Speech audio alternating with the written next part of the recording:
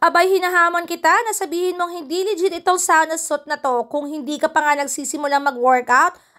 Pawis na pawis ka na. Excited nga ako mag-workout kasi meron akong dumating na free sample na hindi ko talaga ini-expect. At mas lalo pa nga ako nagulat nang binuksan ko to kasi talagang napakaganda at favorite color ko pa. At aside sa napaka-forma ng datingan, napakaganda talaga ng quality nito. Pa-turtleneck itong dumating sa akin.